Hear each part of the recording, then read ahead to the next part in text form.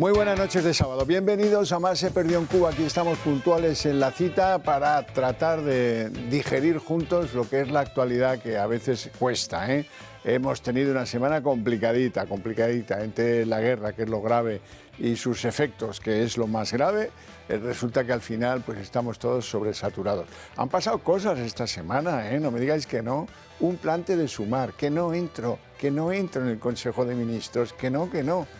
Pero como dice uno de nuestros invitados hoy, a cada burro hay que darle el pienso que le gusta. Y les dieron el pienso que les gustó y entraron, ¿eh? Así es que, bueno, total paná, ¿eh? Si para ir paná es tontería, ya lo dice el refrán. Bueno, vamos a lo primero, las presentaciones. Don Raúl Ramírez, empresario, abogado, a pesar de que es bilbaíno, pues buena gente. Muchas gracias, muy buenas noches, telespectadores, buenas noches, mesa, un placer. Muchas gracias, Javier, Gracias una vez más por la invitación.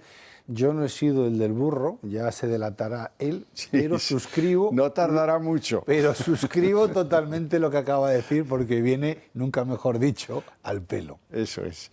Don Mario Garcés, dificilísimo de presentar, pero no es usted el del burro, ¿eh? No, que déjelo claro. Burro, no. Intelectual, político, jurista, alto cargo en la administración del Estado, fue portavoz adjunto del Grupo Popular cuando brillaba, un poquito más que ahora brillaba, eso también tengo que decirlo. Y sin embargo escribe novelas, escribe ensayos y participa de vez en cuando en alguna cosa del mundo del cine, lo cual pues es un mérito. Y si me dejas un momento, el otro día pasé una tarde sentado en una cafetería, en una terraza en el centro de Madrid. En ese Madrid donde también hacen sus necesidades los gorriones, no solamente en el alcalde de Madrid, sino también a nosotros, ¿no? Y os aseguro que viendo cómo cambia Madrid, no cada hora, cambia cada minuto. O sea, el Madrid, mi Madrid, lo están cambiando radicalmente. Una forma muy diferente de entender, ya digo, el modelo demográfico de Madrid.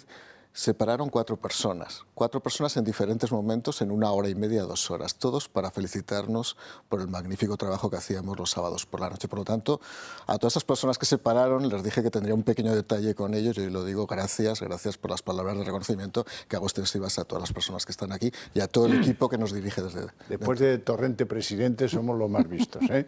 Don José María Sánchez, también difícil de presentar, ¿eh? Catedrático del mundo del derecho, abogado en el Tribunal de Justicia de la Unión Europea, juez en excedencia, diputado de Vox. Muy buenas noches. Buenas noches. ¿Todo bien? Todo bien, muchas gracias. Pues entonces, aleluya. Y don Alfonso Rojo, me honra, me llena de orgullo y satisfacción presentar al señor que tiene ese tipo de expresiones. No, tú sabes que antes de ayer fue el Día del Padre.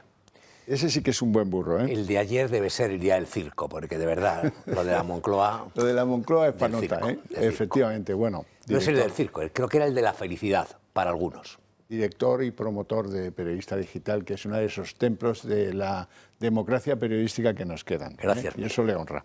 Bueno, lo primero de todo, es que este hombre, de verdad que es tremendo, es tremendo. Pedro Sánchez, claro, estoy hablando de Pedro Sánchez, ha entrado en una fase argumental que ya roza el delirio. Estaba presentando ayer las medidas y, claro, refiriéndose a la guerra, porque él se vende como el anti-Trump en Europa, ¿no? Y dice que esta guerra me tiene muy enfadado, ¿eh? Como un niño.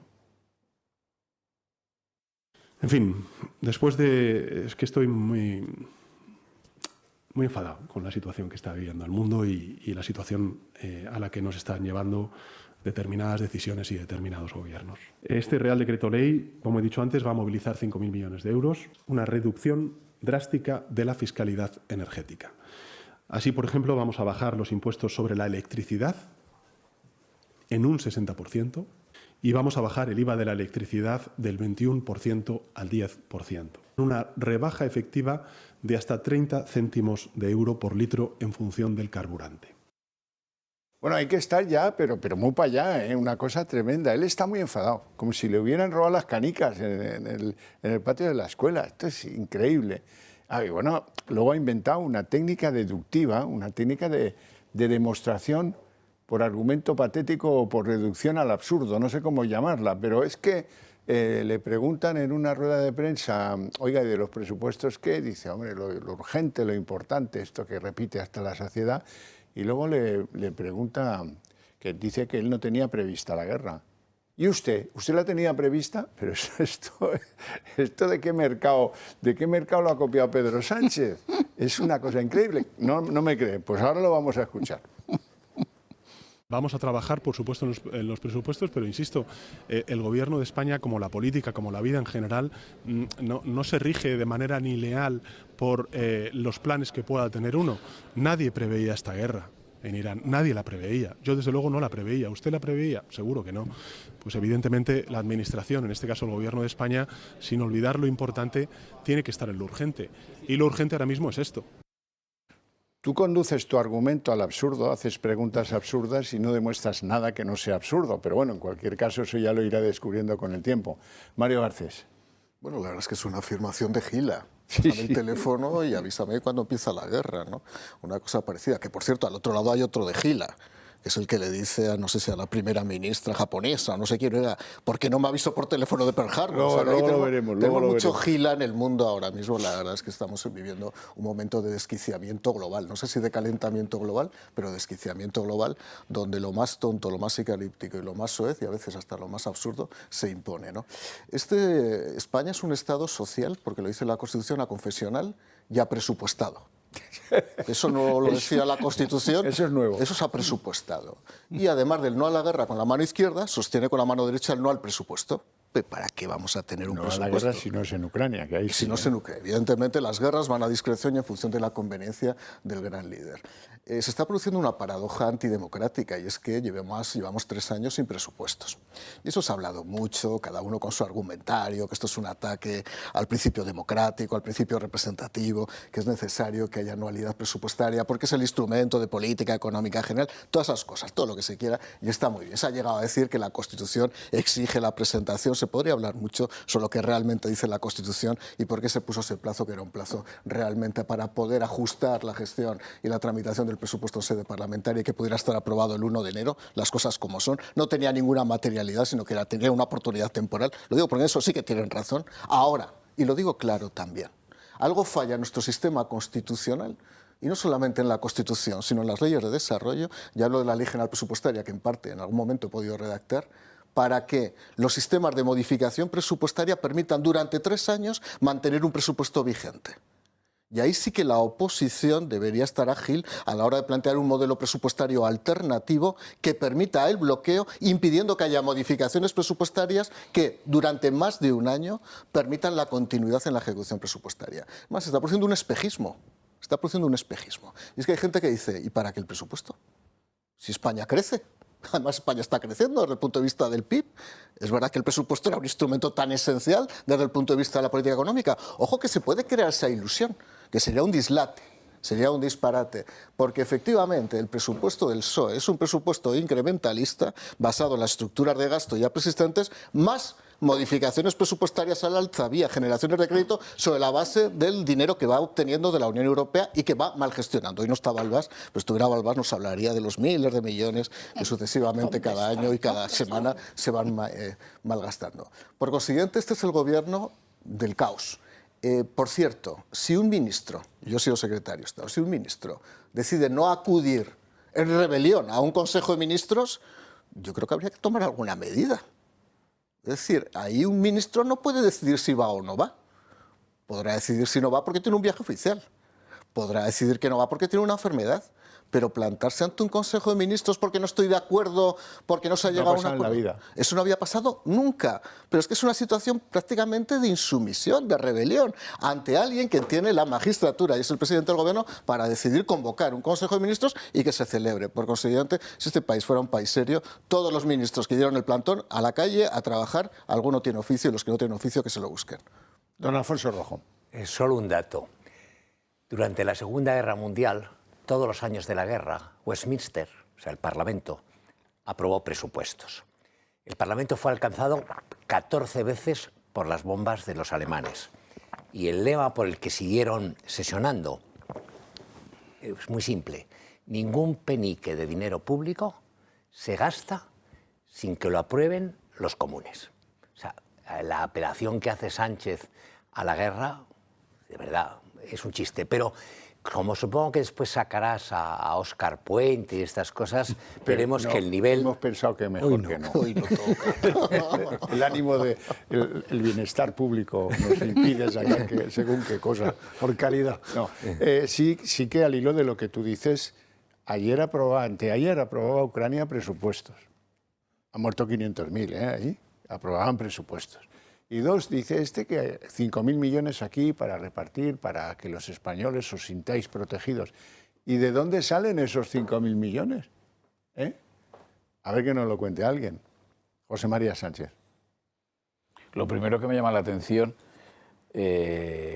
porque, en fin, nuevamente es una muestra de lo ridículo que es este señor y lo ridículo que es el gobierno en general, es como dice lo de que está enfadado. Dice que está enfadado como cuando un padre, por algún disgusto que le ha dado un hijo, en lugar de regañarlo a gritos, le hace ver cuán consternado está por su comportamiento, de modo que sea una forma amable y nunca mejor dicho, paternalista, de llamar la atención de su hijo. Bueno, pues este señor no es el padre de la patria, es el padre de Europa. Ahora adopta un tono paternalista cuando se dirige a las decisiones que toman en el ámbito europeo otros cancilleres, otros jefes de gobierno, otros jefes de Estado, etc. Este señor es que verdaderamente es un tipo ridículo completamente. Ridículo. Por lo demás, este señor no ha dicho ni mu. Ni mu es ni mu. Y yo veo muy poca difusión en los medios españoles de la declaración conjunta que han adoptado el Reino Unido, Francia, Alemania, Italia y Japón. Países Bajos, bueno, no es una gran potencia en materia de defensa, pero es un miembro fundador de la Unión Europea, y Japón, para asegurar el tráfico marítimo en el estrecho de Hormuz, ¿no? Que es, como decir, bueno, pues no nos vamos a oponer a lo que está haciendo Trump. Vamos a tratar de aliviar los efectos perjudiciales que pueda tener una situación bélica para el comercio internacional, en síntesis.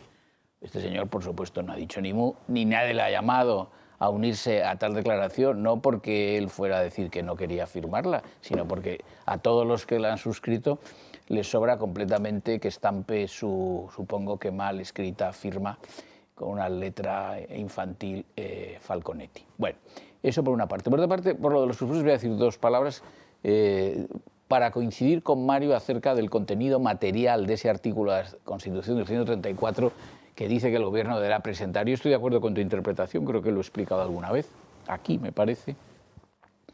Me parece que se estira mucho ese artículo al efecto de decir que necesariamente se deben presentar los presupuestos, la ley de el proyecto de presupuestos generales del Estado, porque si no, la no presentación constituye un ilícito constitucional. No sé hasta qué punto eso no deja de ser sino una interpretación formal, porque presentar los presupuestos cuando no se disfruta de la mayoría y por lo tanto están abocados a no prosperar, pues tiene la misma consecuencia que no presentarlos, es decir, que no van a entrar en vigor y se van a prorrogar los anteriores, porque eso sí, esa prórroga sí que es material en la Constitución. Eso sí tiene un efecto material. Si no hay presupuesto, la Constitución dispone que se prorrogan los anteriores, sin ningún tipo de interpositio. O sea, la prórroga no interviene el gobierno, no, se prorroga, punto.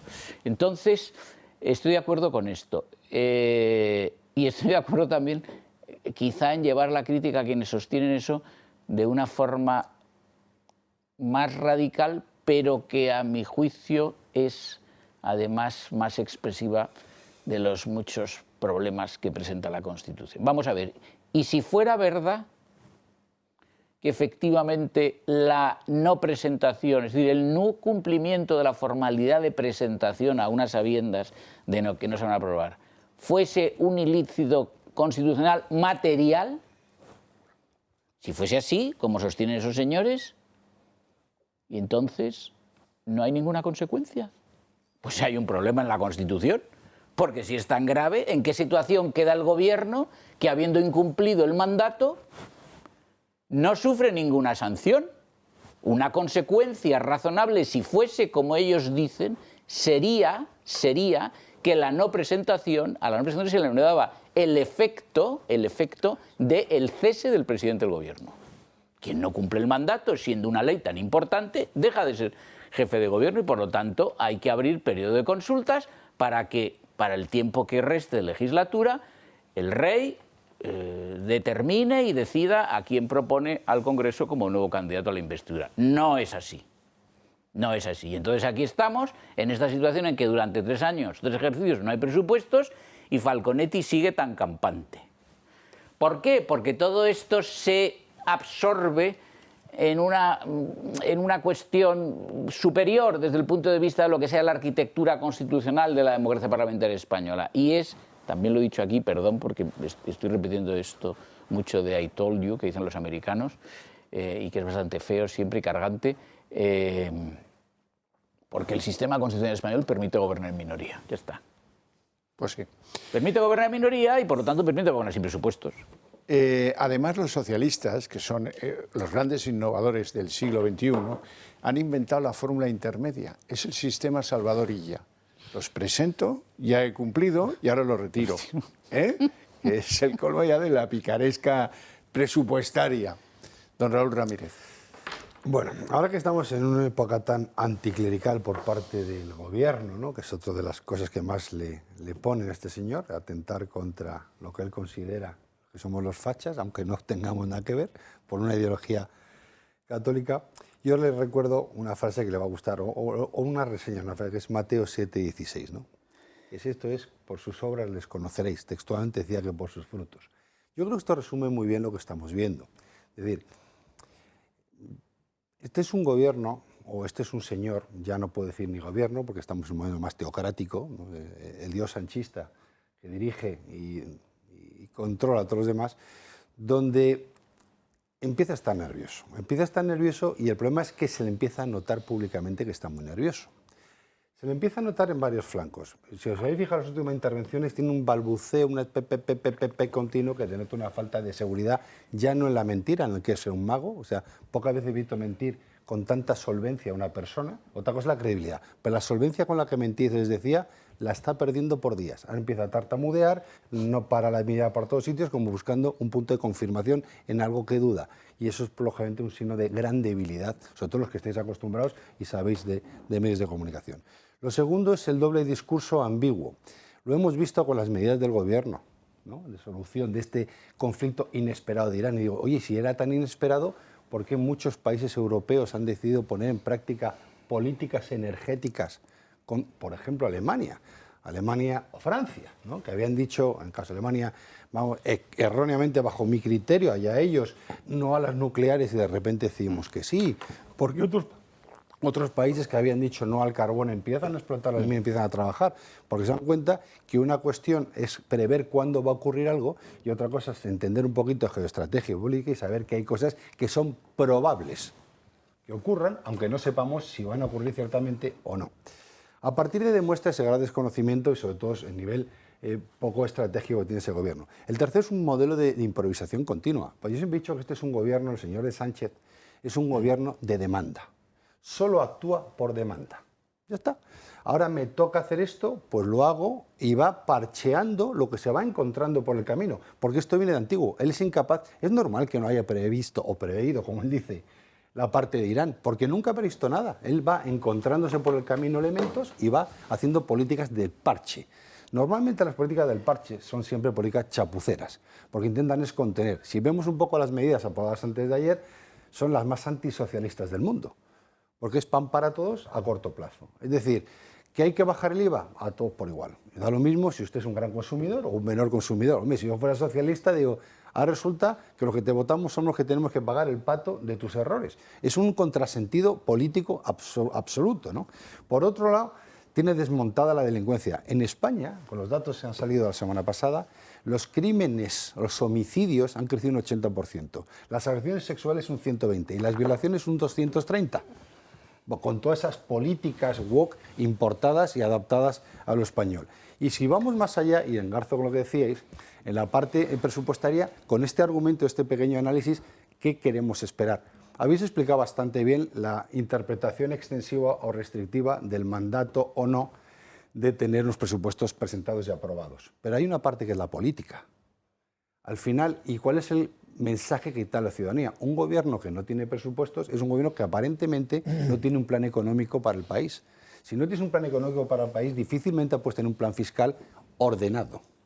Y difícilmente la asignación de los recursos tengan cierta lógica y transparencia a tu electorado, porque al final no estás diciendo, sí estás diciendo lo que recaudas, no estás diciendo en qué vas a destinar lo que recaudas y en qué pactos te comprometes que afectan no solamente al interior de tu país, sino a la política exterior de tu país. Mensaje que internacionalmente dudo que se vea con cierta solvencia, cuando un país no sabe en qué va a destinar los recursos en los próximos ejercicios. Con lo cual, yo creo que ese peaje político que está jugando no es ni más ni menos patada adelante como todo en la política que ha implantado desde que el señor llegó. Porque recordemos que no es un advenedizo, no lleva una legislatura, lleva legislatura y pico, ha tenido tiempo de sobra y todo han sido parches. Y sobre todo, y con esto concluyo, intentaré concluir, hay una visión mucho más clara. Él sabe que la ministra no va a estar al frente cuando toque, si es que toca a final de año, presentar los presupuestos. Esta señora va a ir a Andalucía, se va a pegar un porrazo, deseemos y esperemos como todas las demás, y otro habrá que aguante el palo. Y ya veremos si no hemos tenido elecciones para esa fecha. Con lo cual, me da la sensación de que este juego de pata para adelante va a encontrar hoy la excusa de la guerra, del entorno internacional, mañana de las elecciones anticipadas y pasado mañana de que Mateo volvió a la vida. ¿Tengo alguna otra prueba de que este gobierno es el caos, de que no se sentaron a negociar nada hasta la noche del jueves y la madrugada de jueves a viernes y que llegaron enfadados y que se sentó Pedro Sánchez con la señora Hollywood y le hizo el trile? ¿Dónde está la bolita? ¿Dónde está la bolita? Y la convenció de hacer 2 decretos, como uno no pasará el tamiz del Congreso, da igual, así es que vamos a lo práctico, solucionada la crisis, pero la crisis lleva mucho tiempo latente, ha ganado temperatura, porque a los de Sumar les conviene, lo dicen todos, menos Yolanda Díaz, les conviene romper cuanto antes con el gobierno, si quieren hacer algo, si quieren competir con Rufián o con la Irene Montero, todo eso que parece que está tratando de fraguar. Bueno, lo vimos en el pasillo del Congreso, le preguntan a Félix Bolaños, oiga, pero vamos a ver, ¿usted van a incorporar alguna medida sobre vivienda como pretende Sumar? Pasa por detrás Mónica García, creo que es ministra de Sanidad, no acabo de estar muy seguro. Ah, sí, sí, hombre, es la que tiene a fuego a todos los médicos de España, esa, y dice, por supuesto que sí, ja, ja, ja, ja, ja. Oiga, pero esto es el mismo gobierno, lo vemos y nos vamos a publicidad. Ministro, ¿va a haber medidas de vivienda en el decreto del viernes? Seguro. Seguro, dice la ministra Mónica García.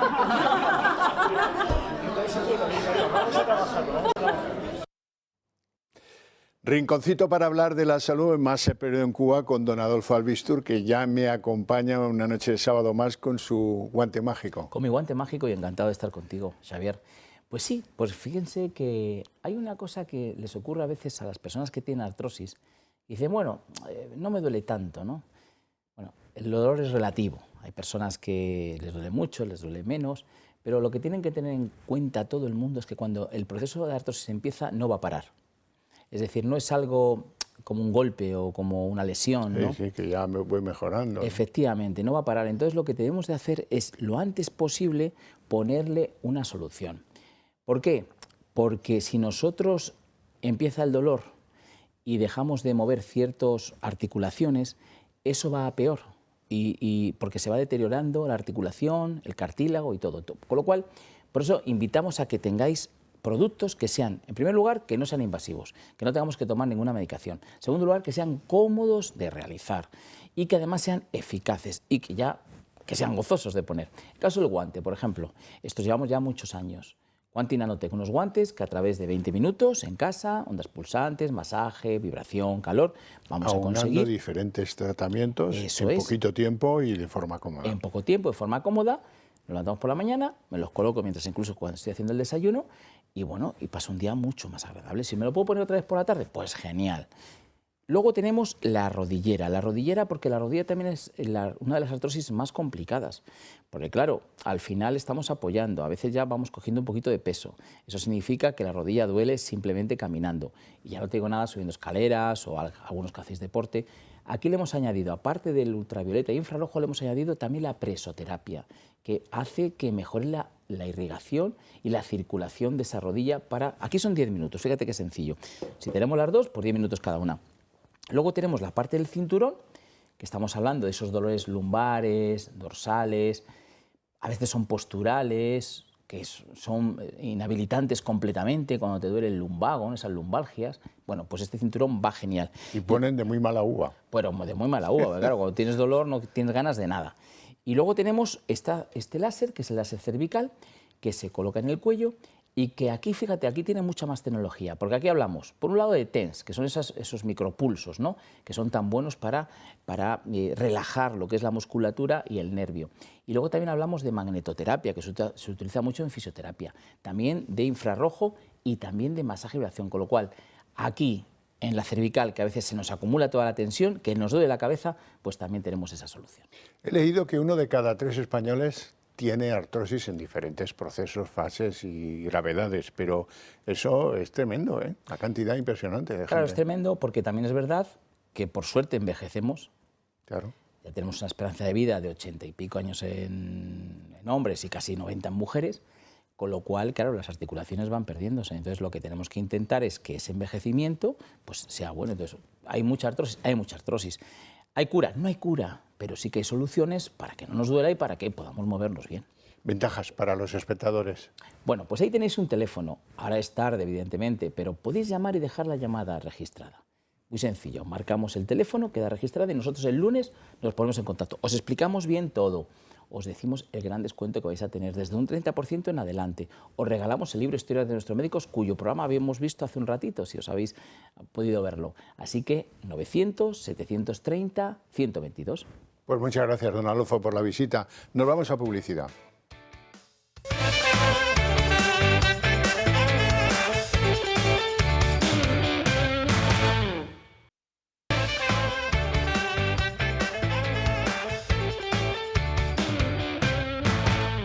Bueno, supongo que se habrán reído, esto en los pasillos no pasaba tampoco nunca, también es insólito. ¿Y el compromiso cuál es? Lo dice la señora que masca cosas, que come juanolas. Pronto la perderemos de vista. Lo único que espero ya en este año es perder de vista que se acabe la guerra de Irán y si es posible que antes perdamos de vista a Marisú Montero. Eso sería, ¡ay, qué confortable me sentiría yo! La cosa, ¿qué dice esta señora? Que habrá presupuesto, que no os preocupéis, que ahora vamos a lo importante y luego a lo urgente o al revés, porque ella siempre se arma un lío. La prórroga presupuestaria es plenamente constitucional y así lo establecen las leyes que rigen en nuestro país. Y seguimos trabajando para traer unos presupuestos durante este año. Pero ello, señoría, señor Tellado, no impide que sigamos atendiendo a las iniciativas políticas, por ejemplo, el plan de vivienda, o atendiendo a las crisis que sobrevienen, en este caso, en la crisis de la guerra de Irán, de todo lo que puede ser el encarecimiento de los precios que conlleva esta guerra. Y, por tanto, señoría, vamos a seguir trabajando, como hicimos con el tren de borrasca, para abordar un paquete de medidas que permita proteger a nuestro tejido productivo. Bueno, ya lo veis, María Jesús Montero en estado puro. Vamos a ver, ¿y qué dice Feijóo? Bueno, por llevar algo de Feijóo, porque Feijóo se ha ido a Bruselas, a ver si ahí empieza a enamorar a los poderes bruselenses, después de que la señora Ursula von der Leyen pues haya perdido su especial predilección por Pedro Sánchez, ¿no? Y entonces, pues bueno, la verdad es que el tuit lo dice todo. Ucrania tiene presupuestos, bueno, ya hemos hablado de esto aquí, la verdad es que nada nuevo bajo el sol. En cualquier caso, la verdad es que poco tenemos que celebrar nosotros en esta circunstancia de lo que son los presupuestos, los no presupuestos y las ayudas. ¿Qué os han parecido las ayudas? Bueno, antes el gobierno es como Rebelión en la Granja, es una mezcla, es como la novela de Orwell. y Napoleón en este caso es Pedro Sánchez, ¿no? Hay una frase gloriosa en esa novela y es: todos somos iguales, pero uno más iguales que otros. Que yo creo que es lo que intenta aplicar Sánchez con la cuota socialista del gobierno, pero tiene un problema porque tiene una parte animalista y animal, que es la parte de Sumar, que evidentemente quiere imponer sus dogmas. Vamos a ver. En primer lugar, las bajadas de impuestos que afectan a la imposición indirecta siempre son buenas y además tienen un efecto inmediato. Tiene un efecto inmediato y afectan sobre todo a las clases medias bajas. Por lo tanto, una bajada del IVA siempre es buena. 2, llega tarde. Bueno, yo creo que llega cuando tiene que llegar, pero por supuesto se pueden haber hecho muchas más medidas. Se podía llevar el tipo del IVA al 0, fundamentalmente en los alimentos. Yo no soy partidario nunca de la política de ayuda directa a través de sistemas de concurrencia competitiva, subvenciones. Es mejor la bajada de impuestos directa, porque, insisto, la imposición indirecta tiene un impacto económico inmediato, pero es verdad que hay una parte de la izquierda, fundamentalmente la izquierda, la ultraizquierda, o como se llame eso, que no sé ya cómo se llama. Extrema izquierda. La extrema izquierda, vale. Eso, antes había extremos izquierdos en el fútbol. Sí, pues eso, sí, sí. La extrema, ahora ya no quedan ni extremos izquierdos. zurdos. Ahora son todos zurdos. Sí, pues eso que era la extrema izquierda, pues lo que le gusta, son muy refractarios a las bajadas de impuestos, una especie les provoca urticaria. Bajar impuestos a las Yolanda Díaz de las del mundo les cuesta, y la verdad es que es una medida de impacto inmediato, ¿no? Y sin embargo les gusta mucho el modelo prebendario, el modelo subvencional, el modelo de la ayuda. ¿Y qué ocurre? Que ellos se tenían que distanciar de alguna manera. No nos basta con las medidas que lleva programados los gobiernos. Vamos a ver, aquí no hay ningún listo haciendo un decreto ley. Os digo cómo se hacen estos decretos leyes. Se llaman a todos los subsecretarios de todos los ministerios, copiad, mirad qué se hizo en otras guerras y vamos a clonar el modelo y nos vamos a separar un poco de lo que diga la oposición para marcar un poco el discurso político. Esto es lo que hay, ¿eh? No creáis que aquí hay una gran luminosidad política ni intelectual. Nunca la ha habido, ¿eh? Pero ahora menos, ahora mucho menos. ¿Y qué le ocurre? Que Sumar tiene que marcar diferencias, y Sumar solo marca diferencias con un discurso en el que ha hecho bandera, que es el de la vivienda. Pero claro, todas las medidas que introduce Sumar dentro de estos decretos leyes, que finalmente va a haber, por lo que se ven, 2 decretos leyes, pues la verdad es que son medidas intrusivas, son medidas inmisivas, son medidas que realmente suponen una mayor intervención de mercado. Lo que ha hecho cada uno es marcar su territorio. Por lo tanto, las medidas son insuficientes. Sumar de Matute va a meter medidas para intentar, de alguna manera, congraciarse con su electorado, un electorado inexistente. Esto es como el caballero Diezmedad, en fin, el caballero inexistente de Calvino no existe, no sabemos dónde está, debe estar acampando en algunos árboles, ya no queda ningún votante, ni siquiera. Todos juntos se podrían ahora agrupar en el kiosco de Pablo Fernández en Valladolid, ya no queda ninguna posibilidad de hacer mítines. Y podían ir en el mismo taxi. Y podían ir todos en el mismo taxi, igual que se van a algunas clases de universidad, en algunos casos, profesor y alumnos, ¿no? Y de esta manera yo creo que lo que ha hecho cada uno, como decía, es marcar su territorio político. Alfonso. Bueno, 3 cosas muy breves. Hace 10 días, justo 10 días, 10 o 11 días, Montero, la vicepresidenta Montero, candidata de Andalucía, consideró que las bajadas de impuestos eran una memez que proponía el PP, Hombre, que no tenían ningún efecto y que no se les ocurría nunca nada. una lavadora vieja. Una lavadora vieja. Es una lavadora vieja que siempre solo repite tiene con un un solo programa. que siempre Sí, repite el mismo de programa. acuerdo ya. Yo, aunque sean muy modernas, debo confesar que solo sé darle un programa a eso, al microondas, todo lo mismo. Yo siempre lo mismo, a la tecla. 2, yo creo que hay un fondo, que es el gobierno Sánchez o el equipo Sánchez o el PSOE está claramente apostando por Podemos. O sea, y yo creo que en Sumar lo notan. Y hay una prueba evidente. En Televisión Española no hay ningún tertuliano próximo a Vox. Los que hay del PP parecen del PSOE y hay 5 de Podemos. 5 que les ha colocado Pablo Iglesias, que los ha sacado de Canal Red. Y los quieren ampliar. Bueno, tienen 5. Y si os pongo que, oiga, ¿por qué se hace eso? ¿Es casualidad? ¿Son gente muy brillante? ¿Seríais incapaz de citar ningún nombre, ninguna obra de estos? Es porque los han colocado. Entonces es un tema que yo creo que Sumar necesitaba hacerse notar. No tenía que sacar nada adelante, sabía que no iba a sacar nada adelante, sabía que lo que propusiera no iba a llegar a ningún sitio, pero se tenía que hacer notar, pensando y yo creo que esto hay que verlo también en esa clave. Y respecto a las medidas, yo sí creo que es importante bajarle a la gente en momentos como este, bajarle sobre todo al común del ciudadano. Yo no he tenido nunca coches muy grandes, pero me prestaron uno hace unos días y volviendo de Sierra Nevada llené el depósito y casi me da un telele. Yo nunca había visto pasar mi factura de 100 euros y marcó 147 euros el gasóleo. Vi que era un coche de esos que parece un pescadero como para repartir, pero un pedazo de coche tremendo. Pero 147 euros. Eso al común, al tractorista que tiene que echar gasóleo y que va a dar al transportista, que mete al miles de taxista. euros. Es tremendo. Claro. Entonces yo creo que está bien que lo bajen. Y bueno, no les quedaba otra tampoco, ¿eh? No les quedaba otra, sobre todo teniendo en cuenta que Italia lo hizo el jueves, que Portugal lo hizo en los primeros días de la crisis y que hay 8 países más en toda Europa que han adoptado el mismo tipo de medida, morder la fiscalidad. Claro, es que ya era negar lo obvio, ¿no, Raúl? A ver, yo creo que no solamente es lo evidente, o sea, estáis hablando de que estamos todos de acuerdo en que había que tocar las medidas de impacto.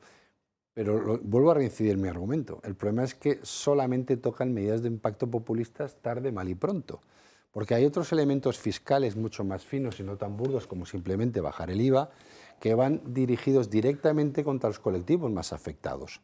O sea, esta subida en los combustibles o esta subida en el gas o esta subida en general, no todos los afectan por igual.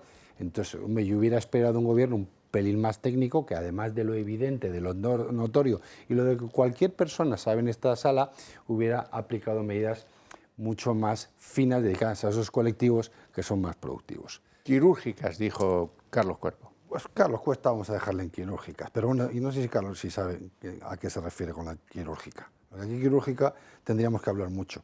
El segundo punto que para mí parece también más importante, o sobre todo de estas medidas, es que no arreglan nada del problema, el origen del problema. Es decir, estas medidas en sí, o que yo esperaba que este gobierno, era el momento, o para mí cualquier gobierno tiene que hacer unas medidas a corto plazo de impacto, está claro, pero deberían plantearse o ponernos a trabajar en medidas que arreglen la dependencia energética, que es de lo que estamos hablando. O medidas que puedan empezar a abrir marcos de debate sobre cuál es el tipo de estructura energética que este país necesita para que en el futuro Irán o Pernambuco no tengamos que estar dependiendo. Esas son cuestiones que, repito, en Europa sí se han abierto, en ciertos países y en España somos incapaces de mover, con lo cual siempre nos pilla el toro con los pies cruzados, ahora o por la razón que sea posteriormente. Y hay un tercer, para mí, importantísimo punto en este gobierno, ¿no?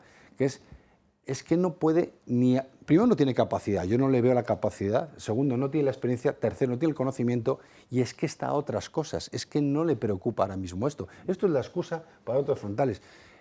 Antes de ayer el juez Peinado insiste en llevar a Begoña a juicio oral con jurado popular. Pues eso es lo que está en la cabeza del presidente del gobierno, eso es lo que está ahora mismo en la mesa del presidente del gobierno y todo lo demás son excusas para tapar. El señor tiene un sobre entregado a la Audiencia Anticorrupción, en la audiencia donde están viendo cómo se ha financiado, si es que se ha financiado legalmente el Partido Socialista y qué parte de eso ha ido al Partido Socialista Europeo. Eso es lo que le hace perder el norte y lo que le hace perder la coherencia política. Él es un presidente acorralado con un circuito muy pequeñito de corrupción. Una persona así es incapaz de tener un equipo de trabajo que no lo tiene y, por supuesto, prestarle atención a la solución de los problemas más que utilizar los problemas, y entiendas a mí lo que voy a decir, que le vienen cojonudamente. Al presidente de gobierno esto le viene fantásticamente, no hay cosa que mejor le viene, porque le da argumentos para despistar a la opinión pública lo realmente importante. ¿Cuál es el problema? Cuando estos problemas ocurren, previstos o no, y te das cuenta, además de que no despistas la opinión pública del foco importante, que es tu corrupción y tu acoso judicial, sino que encima no tienes capacidad ni de resolver ni una estrategia en la mesa después de legislatura y media para afrontar los problemas sistémicos del gobierno que presides. José María Sánchez. Bueno, lo del Consejo de Ministros del otro día, que allí, que en los pasillos del Palacio de la Moncloa, que si se pelearon, que si entraban, que si no entraban. Bueno, pues vuelvo a lo mismo de antes. Estamos ante un gobierno ridículo. Ridículo significa que mueve a la risa, es decir, que protagoniza escenas cómicas en las que queda en un lugar pues de gente pues, de escasa entidad, escaso fuste, ¿no? En este caso esto parecía más una junta agitada de comunidad de propietarios en propiedad horizontal que una sesión del Consejo de Ministros. Pero en fin, es así, y esta gente que en este momento integra ese alto órgano, que es el más alto del Poder Ejecutivo español, pues tiene estas características, no tiene otras. No nos podemos, en fin, no hay más cera que la que arde. Bueno, en cuanto a este tipo de iniciativa económica, tiene yo creo que razón Raúl Ramírez en apuntar en este turno y sobre todo en el anterior una característica general de la actuación del gobierno también en materia económica, y es que como quiera que Sánchez es un aventurero de la política o de lo que sea, porque si Sánchez se hubiera dedicado, pues qué sé yo, al comercio de, no sé, de productos alimentarios, pues hubiera sido un aventurero, siempre probablemente en una dirección comercial, y hubiera tratado de subir a una dirección general. En fin, siempre las características del aventurero excluyen que el aventurero sea una persona con un, vamos a decir, con un asiento intelectual que le permita programar nada. El aventurero no actúa así, el aventurero actúa según los hechos con los que se va encontrando en la vida.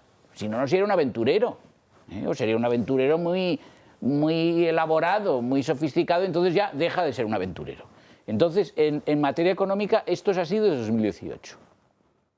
Es así desde 2018. Y es sorprendente porque en su gabinete siempre ha contado con dos ministros de Economía, siempre ha contado con un ministro de Economía, sea el caso de Calviño, sea el caso de Cuerpo, un ministro de Economía que es técnico comercial del Estado, es decir, al que se le presume un conocimiento de la economía. No necesariamente una capacidad ejecutiva, pero sí un conocimiento de la economía. Lo de Calviño no tiene nombre, yo ya he dicho muchas veces que era una mujer mutilada intelectualmente por su largo paso por Bruselas, y ya está, aquello no daba más de sí, era como una especie de pasmarote que repetía datos sin ninguna capacidad interpretativa de los mismos, y llega mi gran decepción o mi gran desilusión con Cuerpo. Es decir, Cuerpo reproduce un poco los vicios de Calviño, esa incapacidad interpretativa, esa incapacidad de exponer cuál sea la política económica del gobierno. Yo se lo pregunto siempre, se lo estoy preguntando, y es incapaz de decirlo. Y por lo tanto, y bueno, se dedica a eso, a exposiciones descriptivas, y por lo tanto, ¿esto qué indica? Esto indica que él cuenta con ministros que satisfacen ese carácter aventurero de este sujeto en cualquier orden de la política, incluido lo económico.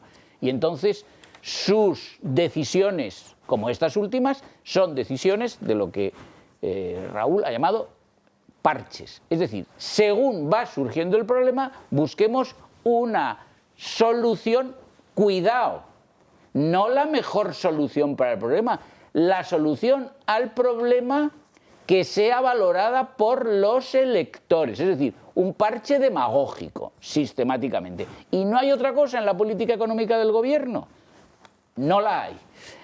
Y todo este cuento chino del crecimiento, pues también se le haya refutado 50.000 veces a este señor esta afirmación, porque lo que no hay es crecimiento del PIB per cápita. Es decir, no hay crecimiento de lo que llamábamos antiguamente renta per cápita. Es decir, que los españoles individualmente considerados no son más ricos ni más prósperos con el gobierno Sánchez de lo que eran antes de este gobierno. Y ya está. Y este argumento es definitivo, pero claro, como no hay ninguna política económica conocida, ¿cómo van a tratar de combatir este argumento? ¿Con qué motivos? ¿Con qué razones? Si no hay ninguno. Y este es un caso clarísimo. Finalmente, y concluyo, pues claro que le conviene a este, claro, no, Dios no lo quiera, pero si la guerra fuese atómica, más le convendría. Más le convendría. O sea, este señor, y nunca mejor dicho, se apunta a un bombardeo. Sí, nunca mejor dicho. Alfonso. Que me hizo a mi gracia es en las expresiones, dice Sánchez, 5.000 millones que no vamos a poder destinar los españoles a dependencia, a educación. No, paisano. A putas, a chiringuitos, al Falcon, a ir a Hollywood y eso. O sea, las cosas por su nombre, ¿eh? O sea que... Sobrinas. Sobrinas, es decir, cada cosa como es, ¿eh? Bien, buena matización. Bueno, vamos a hablar de los, siquiera que sea rápidamente, porque yo cambios no aprecio. Sí que era de los convencidos de que en pocos días después de las elecciones en Castilla y León íbamos a ver los pactos del PP y Vox, o de Vox y el PP, en Extremadura y en Aragón. Pero la verdad es que hasta la fecha de eso nada. Y además he visto esta semana posiciones bastante encontradas y difíciles de administrar. Por ejemplo, Feijóo, que dice que es antidemocrático no pactar con el PP. Cuando el PP saca entre el 43% y el 35% de los votos, es que hay pocas consideraciones. Si el PP tiene el doble de votos que tú, y si el PP a veces tiene en alguna comunidad el triple de escaños que tú, es que es antidemocrático el imposibilitar que ese partido gobierne, sobre todo si tú eres una alternativa al sanchismo, como dice Vox que sigue siendo, ¿no? Por tanto, el planteamiento es un planteamiento, en mi opinión, de adolescente. Lo de adolescente es opinativo, pero lo de antidemocrático no, porque el PP tiene otras opciones para buscar quién aupe a la señora Guardiola y al señor Azcón a la presidencia de los sitios en los que ha sacado el doble, el triple o el cuádruple. Eso no tiene nada que ver con la democracia. Me preocupa mucho que piense, este hombre va a heredar la cosa, ¿no? Pues si piensa así, yo estoy preocupadísimo. Le contestaba, por cierto, tampoco en ánimo de entrar en tal, sino de echarle leña al fuego. Pepa Millán. Lo que es antidemocrático es pasarse toda la campaña insultando de la forma más zafia a un partido como Vox, a un partido con el que estás llamado a entenderte, y luego pedir los votos a cambio de nada. Porque ¿qué espera el Partido Popular? ¿Que el señor Mañueco nos acuse de echar a la gente al mar y que luego nos pongan por delante un papel en blanco para que firmemos todo lo que nos pongan por delante? Esto no funciona así. Alfonso Rojo, tienes que convencer a Pepa Millán, que tú la conoces mucho, yo lo sé, tienes que convencerla que no se desayune vinagre, que es muy guapa, que sonría. ¿Alguna vez? Una vez. Coincidí con ella hace nada, hace unos días en la salida de un ascensor de Sopetón. Había subido un día a esquiar ella y yo terminaba mi larga estancia en las pistas de esquí, 8 días y tal. Y al salir, iba vestida... Eso sí que es antidemocrático. Bueno, ya sabes cómo somos los viejos, la vida, esto se acaba, San Pedro te está esperando, a disfrutar, lo del convento, todo lo que quieras. Y venía con dos jóvenes y yo no la conocía al primer momento por el uniforme. Y la verdad es que sonríe en privado. Pero en público no. No, y se lo dije. Oye, te he dicho muchas veces que hay que... Es el vasito de vinagre. Dice, no, es que las cosas que tengo que decir, me decía las cosas que tengo que decir, y claro, que era por eso. En cualquier caso, lo de los pactos. Vamos a los pactos. Van a pactar, está cerrado. Es decir, van a pactar seguro en los tres gobiernos. Entre otras cosas, el clamor popular es de tal intensidad que yo no creo que ninguno se atreva a ir tan contracorriente. No, se puede no remar contracorriente, pero esto es intentar escalar las cataratas del Niágara. Yo estoy absolutamente seguro, había encuestas, pero no me refiero a las encuestas, que 9 de cada 10 votantes de cualquiera de los dos partidos lo que quiere es pasar a la siguiente pantalla, que es Sánchez fuera de la Moncloa. Y eso exige, para hacer digerible la próxima campaña electoral de las generales, fácilmente para que no te puedan jugar aquello que viene el lobo, pues tener al lobo pues pastando con las ovejas pues una temporada. Estoy absolutamente seguro que antes de que yo vuelva aquí han pactado y están en el gobierno. Y creo que entran en los tres gobiernos. Eso es que nos vas a decir que no vienes mucho tiempo, ¿no? No, vengo en 7 días. Bueno. Están dentro y con consejerías. Y además yo creo que prácticamente está todo fijado. Creo. Sabe mucho más que yo el magistrado, aunque mira para otro lado. Mario Garcés. Lo que es democrático y es sensato y es inteligente es ponerse de acuerdo y evitar la zozobra a la que están llevando a muchos votantes, tanto del PP o Vox, estas diferencias dialécticas que a veces alcanzan una escalada de insulto. Es verdad que la política se ha convertido en una actividad parasitaria y de inútiles, pero sí se pediría a unos y a otros que por favor rebajen el tono, porque si se les ha votado democráticamente y se les ha dado la fuerza suficiente para tener la legitimidad de eso que se llama el eje del centro-derecha, que al menos no se insulten unos a otros. Es decir, este va a ser el próximo gobierno de España. Mal empezamos con unas tensiones dialécticas absolutamente innecesarias. Yo entiendo... Y de fondo. Y de fondo. Yo puedo entender que haya una pulsión por uno y por otro de obtener mayor rendimiento desde el punto de vista electoral.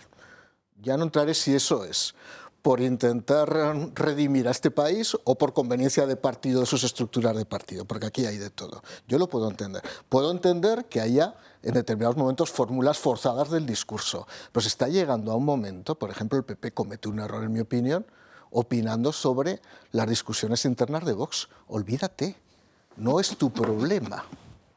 Como cometería un error Vox si hubiera una crisis interna dentro del Partido Popular y comenzar a criticar al Partido Popular. Tanto, seamos sensatos, demostremos que no somos mediocres todos y tengamos altura de miras para saber lo que hay que hacer. En segundo lugar, que va a haber pacto, estoy convencido, vamos, yo... si invitas a Alfonso la semana que viene, Alfonso nos invita también a nosotros porque va a haber acuerdo seguro. Primero, porque Azcón, que ya digo, no es santo de mi devoción, pero es un hombre práctico.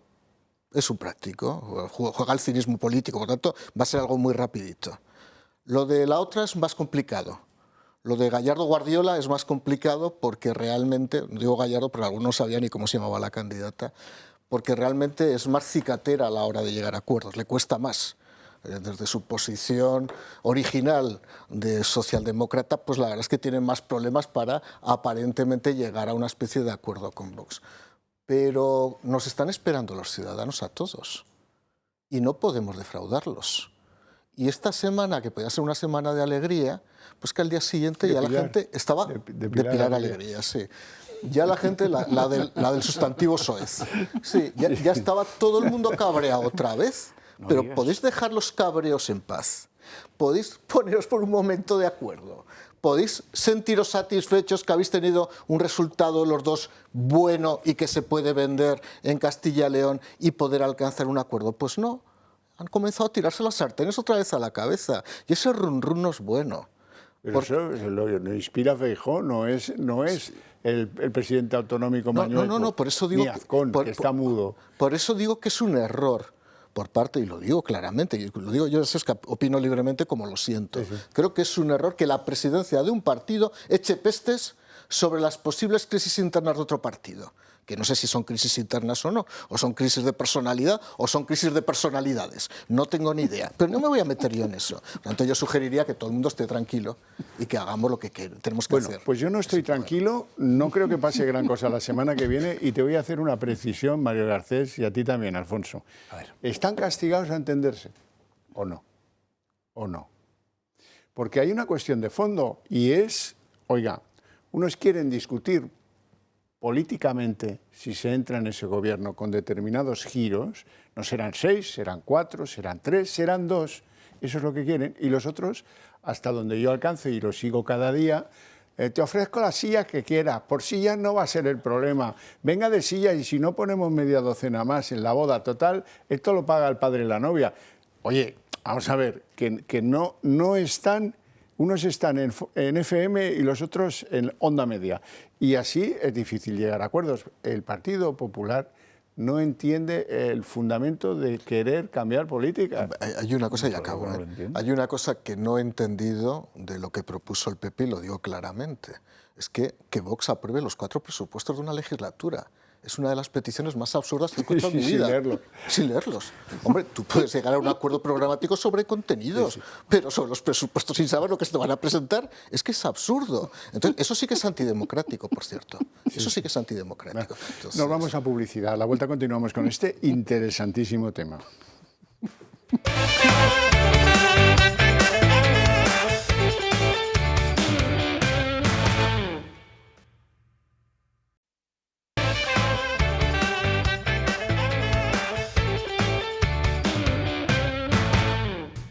Bueno, ya estamos aquí de vuelta. Pactos, PP, Vox. Hay quien cree que serán la semana que viene y hay quien lo ve bastante más alejado. Raúl. Bueno, A ver, después de escuchar a Alfonso, pues yo casi te iba a decir paso turno, ¿no? Pero luego he escuchado a Mario y he dicho, mira, me lo reservo. ¿Por qué digo esto? Porque al final hay una cosa que, sin acuerdos no hay gobernabilidad. Vamos a poner una máxima, ¿no? Es decir, acuerdos tiene que haber porque entonces no habrá gobiernos, ya está. Y esto creo que ninguno de los cuatro vamos a discutir. Entonces, a partir de ahí, y con esta máxima que creo que unifica las dos vertientes, habéis añadido dos elementos, ¿no? El vinagre de algunos, que yo los conozco personalmente igual que tú, igual que los que estamos aquí, porque somos amigos personales y no tienen nada que ver en su acción política con su vida privada. Por lo cual yo no sé si en el partido, estoy de acuerdo contigo, les dicen, oye, poner cara de amargados todos los días, pero eso no beneficia en un lado. Ahora, a ver, yo creo que todos tenemos que hacernos un baño de realidad. Yo escucho a las dos partes y dices, oye, por un lado, esta parte del vinagre y la otra parte es que es un mandato, como he llamado, no hacerlo sería antidemocrático, ¿no? Anticonstitucional, no sé cómo he dicho, antidemocrático. Sí. Pues no, señor Feijóo, no es antidemocrático. Vamos a buscar el fin mayor, vamos a utilizar la inteligencia emocional y sobre todo la inteligencia política. Si todos tenemos un mismo fin, salvo que de repente aquí alguien diga públicamente que no lo tenemos, que de momento esto no se ha oído, pues aunque usted tenga una razón de peso porque tiene 3 veces más, 4 veces más o 5 veces más, si no llegamos a un consenso no va a servir de nada. No sirve absolutamente de nada. Y entonces esto para mí no es una transacción de paridad. Como yo tengo 3 y como tú tienes 1, tienes 1. No. El objetivo es vamos a formar un gobierno, que creo que es lo que todos en un lado o en otro han votado, que es decir, vamos a montar un gobierno estable, con un programa de previsibilidad política y con un objetivo claro. El segundo objetivo, y lo hemos dicho, es sacar este gobierno y prepararnos para gobernar. Entre otras cosas porque a este país le hace falta un gobierno, y le hace falta un gobierno estable. A mí si el reparto de cuotas de poder, si yo estuviera en este momento, yo no negociaría si quién tiene que tener más o menos, sino teniendo en cuenta el respaldo electoral que tenemos, cómo repartimos para darle notoriedad y estabilidad al proyecto. Ni más ni menos. Y si la otra parte de una manera, y estoy de acuerdo con un argumento, que es decir, yo no tengo que opinar de los problemas internos de un partido, porque creo que te desmerecen. Lo que tengo que decir es poner las facilidades en la mesa, respetando mi ideología y buscando aquello que nos une ideológicamente para pasarlo a un programa que sea lo que los ciudadanos quieran votar y que sea el que nos lleve a. Porque una cosa está clara, llegue el señor Feijóo con el apoyo de Vox, o el PP con Vox, o Vox sin PP, o el PP con quien sea, el primer día de gobierno es el primer día de las trincheras. Es el primer día de las huelgas en España, es el primer día de la reunificación de la izquierda y es el primer día en que todas las bolas van a ir al mismo sitio. Entonces, creo que la altura, para mí, mira, aquí en esta mesa tenemos políticos en activo, expolíticos y aficionados, que me defino yo a la política, ¿vale? Pero creo que el común de los mortales sabemos lo que viene el día después. Y para que el día después se pueda afrontar con cierta garantía de éxito, no tenemos que vender los palos en la rueda. Ahora, que no es un palo en la rueda, yo no sé si vamos a tener esta semana, la siguiente o la semana. Estoy convencido que el acuerdo va a llegar. ¿Dónde va a llegar? Cuando ambas partes rebajen o, dicho de otra manera, alineen, si ni quiero utilizar la palabra rebajar para no ofender a nadie, alineen sus expectativas y nos salgamos del personalismo. ¿Qué me molesta a mí como votante? Que estemos hablando de lo que diga Feijóo, lo que diga Santiago, lo que diga San Pedro. A mí no me interesa ahora mismo eso. Si yo sé que mi siguiente votación va a ser para esto, no voto ninguno de los dos. Va por delante y siempre les he votado. Yo lo que estoy haciendo es un encargo para que dos partidos lleguen a un acuerdo electoral, uno asuma que no tiene ni va a tener ya mayorías absolutas, eso desapareció y hay que, por mucho que nos duela, al que le duela, que no es mi caso, lo tiene que digerir y otra parte tiene que tener un encargo claro porque un porcentaje elevadísimo de sus votantes viene del Partido Popular y tampoco van a entender que no se lleguemos a un acuerdo programático porque el fin común de ambos es el mismo. Es un gobierno estable, tener la gobernabilidad de España, quitar a este presidente y garantizar a los españoles que le hemos votado de un lado o que le hemos votado de otro, que ese gobierno podrá tener una continuidad enfrentándose a todo lo que hoy está desunido, que desgraciadamente se volverá a unir por un frente común, porque destruir se destruye en semanas, construir llevará legislaturas. José María Sánchez. Bien, yo esto lo veo de otro modo, francamente. Creo que esto es mucho más sencillo de lo que se está exponiendo aquí. No digo que lo que se exponga sea muy complicado, pero me parece que es todo infinitamente más simple. Vamos a ver, esta polémica de pactos, en qué consiste el pacto, si la negociación para el pacto dura tanto, dura más, dura menos, etcétera, etcétera. Esta es una polémica, en mi opinión, para consumo interno de los políticos. Desgraciadamente, pues los medios de comunicación, o algunos políticos, o todos, no lo sé, se dedican a proyectar esto constantemente en los medios de modo que sea para consumo de la opinión pública en general, cuando, a mi juicio, esto no tiene ninguna relevancia para la opinión pública en general por un motivo. Y es porque yo no he tenido nunca ninguna duda de que iba a haber pacto. No he tenido nunca ninguna duda. Para tener duda de que iba a haber pacto entre una fuerza mayoritaria en esas regiones que ha sido el Partido Popular y otra que no lo ha sido, pero que es imprescindible para que el Partido Popular pueda gobernar en gobiernos de coalición, que es Vox. Para no tener ninguna duda, no tengo más que examinar lo que ha sucedido hasta ahora y no hipotizar sobre cosas futuras y, por lo tanto, inciertas en cuanto a que puedan suceder o no, ni fantasías sobre el presente. Y entonces, si yo examino lo que ha sucedido hasta ahora, llego a la conclusión de que siempre que ha habido una situación semejante en el pasado, Vox ha apoyado la opción de gobierno del Partido Popular en los parlamentos regionales en los que ha habido una situación como esa. Siempre. Entonces, ¿con qué fundamento yo ahora voy a presumir lo contrario? ¿A mí alguien sí me lo explica? ¿Con qué fundamento? Sí, ahora yo digo, ¿con qué fundamento lo presumen? Lo presumen aquellos que en esta situación quieren darle un alcance y una importancia que no tiene, porque a mi juicio es una cosa clara, simplemente de modo que, bueno, pues de esa forma se ponga en duda, vamos a decir, la vocación de Vox de colaborar en una solución como esa. Nada más, esta es mi opinión. Y por lo tanto, creo que esa proyección en la opinión pública de una cosa que tenía que estar reducida o contraída al ámbito de negociación y de conversaciones entre los políticos, pues se lleva más allá con esa intención, o acaso por torpeza. No tengo ni idea. Por otra parte,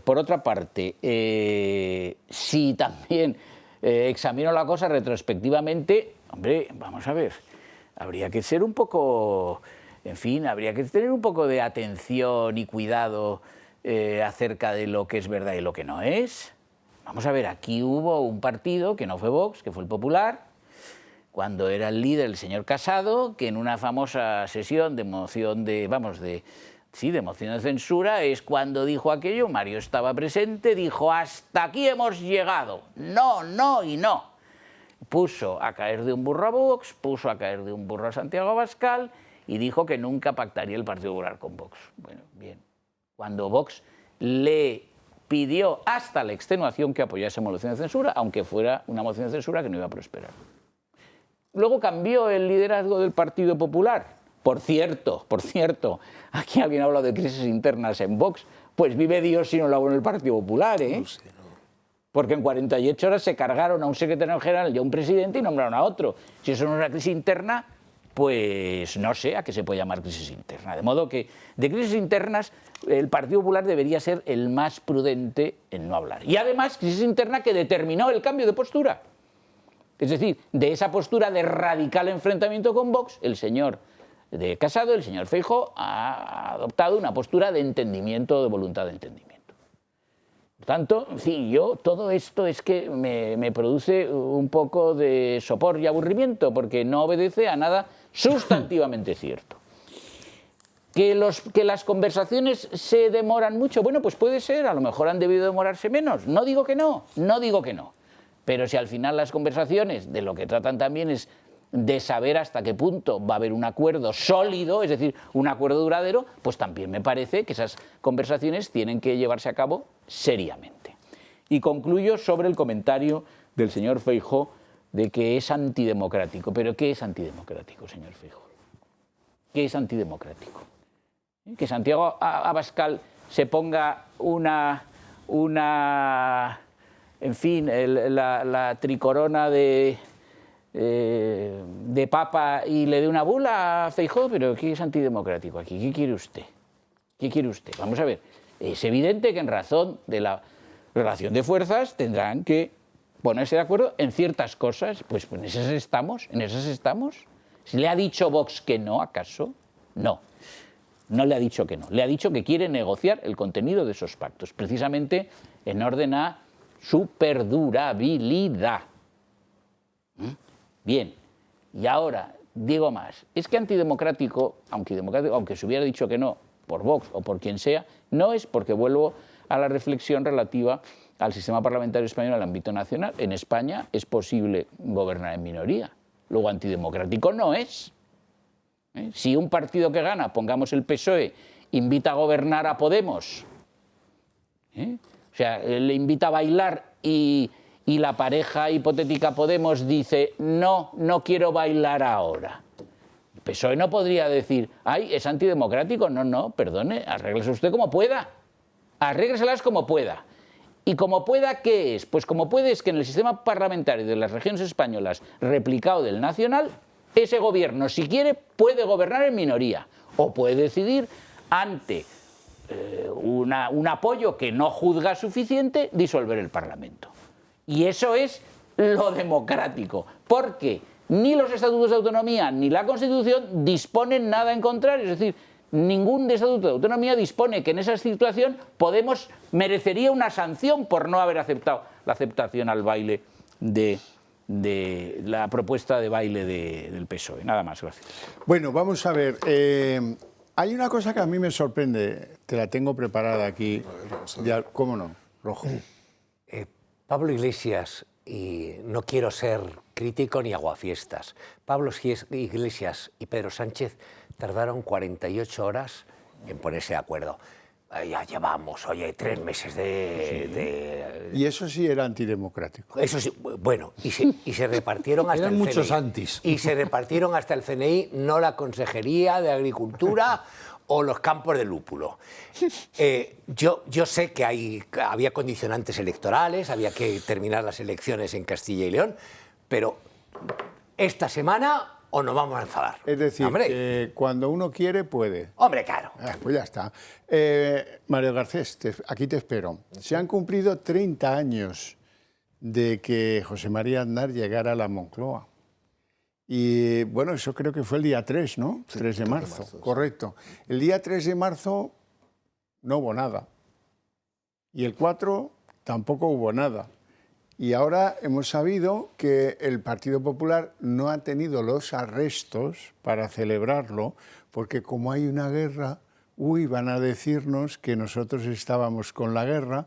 En fin, que hay que ser flojeras, ¿eh? Oye, pues se celebra, bueno, y ya está, ¿no? Desde luego se celebra y ya está. Y no hay ni que pedir perdón, ni que ajustar cuentas con el pasado ni con el presente. El triunfo de José María Aznar fue un triunfo inicialmente agridulce, pero fue un triunfo que hizo cambiar la política en este país, con sus luces y con sus sombras. El problema es que puede haber una parte todavía del Partido Popular enamorado de la nostalgia del bipartidismo, pero un bipartidismo que hoy por hoy ya no va a volver, tal como lo hemos planteado. Uno de los grandes errores de los titulares de la prensa el día después de las elecciones de Castilla y León fue decir que volvía al bipartidismo. Eso es un error. Pero lo que no podemos es nunca... A ver, podemos sentirnos a lo mejor, y yo en el pasado del Partido Popular hay cosas que no me gustan. O imagino que en cualquier partido, si alguien es libre de pensar, se dará cuenta que hay cosas que no gustan. Ni en el pasado, ni en el presente, ni en las perspectivas de futuro puede haber cosas que no me gustan. Lo demás son tribus. Y a mí el pensamiento de la tribu es que me da absolutamente igual porque no me aporta absolutamente nada, que son los que suben a las tribunas de las respectivas asambleas regionales y del Congreso de los Diputados.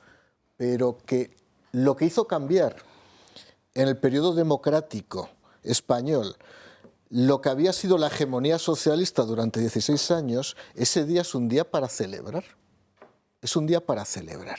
Insisto, con sus luces y con sus sombras. Yo viví especialmente los últimos 4 años al lado del presidente del gobierno. Y yo, desde luego, siempre agradeceré a José María Aznar que confiara en mí para ser uno de sus asesores en Moncloa y que me dejara emprender algunas de las iniciativas que todavía están vigentes ahora. Cuando estos señores o yo mismo discuten el techo de gasto, fue una cosa que yo metí cuando reformé la legislación presupuestaria, ¿no? Pero, dicho eso, me da un poco de pena que se aplique una especie de tacticismo, vamos a decir, muy cortoplacista, para no darse cuenta que nosotros no tenemos que tener complejos. Si un partido tiene complejo de un presidente por un acto, donde, por cierto, el no a la guerra de ahora no tiene nada que ver con el no a la guerra aquel momento. Pero dicho eso, que da igual, ni por intensidad, ni por circunstancia, ni por poder político. Si realmente tenemos esos complejos, deberíamos hacérnoslos mirar. No, ni por frufru popular. Es decir, no ha tenido, comparado con lo que fue aquello, ni el más mínimo efecto. Es decir, el no a la guerra no les ha funcionado en Castilla y León. Yo no lo sé. A lo mejor es porque, como Aznar, en algunos temas, en concreto los pactos con Vox, dice cosas, a lo mejor es por eso. No, porque no es lo mismo hacerlo desde la oposición contra el gobierno que desde el gobierno contra el Dices gobierno. tú, el no a la guerra. Claro, Sí. Claro, Sí. claro, por supuesto. Pero a mí me pilló fuera, que quede claro. ¿La guerra? El no a la guerra también me pilló fuera, me pilló en la guerra. Bueno, Raúl, y sobre todo, que estamos viendo lo que hemos hablado siempre, que es este gobierno siempre, y cuando este gobierno digo Sánchez, siempre está sacando de la chistera el pasado. Es decir, hablas del aventurero, ¿no?, que va improvisando, decía yo, que va según van contándose la historia. Yo creo que ya ni siquiera le otorga ese criterio aventurero, sino que él, para su propia supervivencia, va sacando elementos que él considera malmente analizados o malamente analizados que le pueden servir porque carece de ningún tipo de iniciativa. Ni el entorno era el mismo, ni las razones son las mismas, ni la finalidad va a ser la misma, ni el entorno socioeconómico del momento. Es tan absurdo como intentar, bueno, pues ocurrir y además contraproducente contra el mismo, ¿no? Porque por otro lado estaba girando al no a la OTAN cuando el propio, recordamos, Felipe González empezó con un no a la OTAN y acabó empujando a España dentro de la OTAN. Es decir, fue el mismo partido el que dijo que no y luego dijo que sí. Entonces, yo creo que no hay que darle mayor importancia. Creo, y en una cosa sí estoy muy de acuerdo con lo que ha dicho Garcés, es decir, tanto en un lado como en el otro, no tenemos que tener complejos de querer hacer lo que tenemos que hacer. Otra cosa, que lo que se haya que hacer sea extempóreo, se entienda o no se entienda, pero el querer hacer y amagar es lo peor que se puede hacer, porque estamos dando una imagen de inseguridad. Entonces, si se ha decidido celebrar, y es un tema del partido puro y duro, y si otros lo utilizan como una herramienta política, igual les hace un efecto fumerán, porque más de uno igual debería estar callado, como hemos mencionado, en ambos lados, volvemos al ejemplo de siempre. Ahora, que tú tengas ese, y ya es verdad, que hay que reconocerle, ese complejo que el PP siempre ha tenido de no meter mano a los medios cuando ha tenido que meterlo, pensando que le iban a ser fieles, ninguno le ha sido fiel. La infidelidad en los medios de comunicación en España es la famosa frase. Y lo segundo, cómo se ha interpretado esto por un electorado, pues oye, al final estás hablando en un clave del partido, estás hablando, habrá gente que esté de acuerdo, habrá gente que no esté de acuerdo, habrá gente que le parecerá fantástico, habrá gente que parecerá que fue un desastre, pero tú tienes que ser coherente con tu propia identidad. Y creo que renunciar a tu identidad por lo que opinan los demás es un signo de debilidad que hoy por hoy no nos beneficia a ninguno. Estoy de acuerdo contigo. Bueno, alguno dirá que es que tengo fijación con este tipo, con Miquel Iceta. No, hombre, el otro día, el sábado pasado, hablábamos del marido y que coleccionaba pistolillas y esas cosas en la Moncloa, que cabe de todo. La autocaravana del hermano, la japonesa Matsumoto, las pistolillas del marido, el armario armero para meter las pistolillas. La leche, debe ser enorme el complejo de la Moncloa. No le tengo animadversión, simplemente cuando un padre, el suyo, le pone de nombre a una criatura, él, Miquel Octavi, pues que se cree que va a ser por lo menos el primo del César, por lo menos. El primo de César no, pero que es un gran propietario de inmuebles, eso queda absolutamente demostrado. Un gran tenedor, como dice la izquierda, como le gusta decir. Vamos a verlo. 27 inmuebles repartidos entre Barcelona, Gerona y Menorca que superan los 10 millones de euros. Este es el patrimonio inmobiliario hasta ahora oculto del exministro Miquel Iceta, ahora embajador de España ante la UNESCO. Se tratan de pisos, locales comerciales, terrenos, naves industriales y plazas de garaje. Un patrimonio que contrasta con lo que él dice tener, En su declaración de bienes hace 2 años, aseguró disponer de algo más de 656.000 euros. Hablaba de 2 pisos en Barcelona y una finca en Menorca. Pero la realidad es muy diferente. El conjunto de todos los inmuebles que posee el dirigente del PSOE suman 27 y superan los 10 millones de euros. Lo llamativo es que la mayoría de los inmuebles no figuran a su nombre, sino que están a nombre de Promoción de Locales Industriales SL, una sociedad propiedad de IZ y otros miembros de su familia. Entre sus inmuebles más destacados se encuentra una nave industrial situada en el polígono Pont Reixat, uno de los corredores empresariales más cotizados de Barcelona.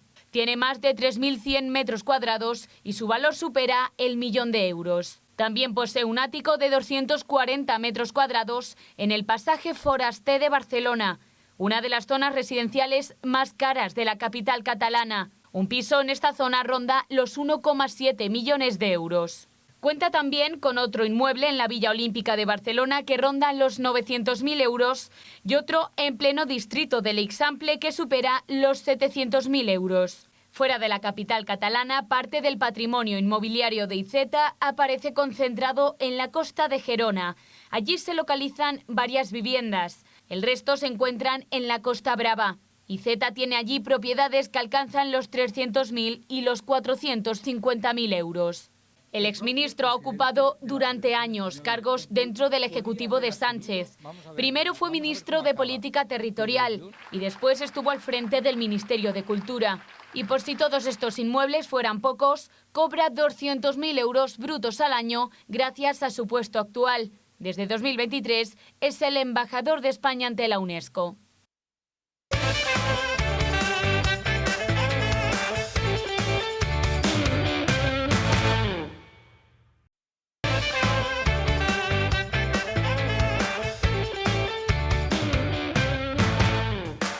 Bueno, Mario, como inspector de Hacienda, esto, gran tenedor, tantos inmuebles, tanta pasta, 20 millones, ¿esto cómo es posible? Mira, antes de nada, el otro Porque día... este sí que no ha trabajado en nada más que en la política. Eso. El otro día me senté con una pareja que tiene 40 años, un hijo recién nacido. Ella es TAC, tiene una de las grandes oposiciones del Estado, él es ingeniero, trabaja en una empresa privada. Estaban haciendo cuentas para comprarse una casa de 500.000 euros en Madrid con una hipoteca de 30, 40 años. Claro, cuando ese tipo de gente ve estas noticias, les da, vamos, yo no sé si incendiaría las 30 viviendas de IZ, pero les da ganas de salir corriendo a Cadaqués a ver dónde tienen las viviendas, ¿no?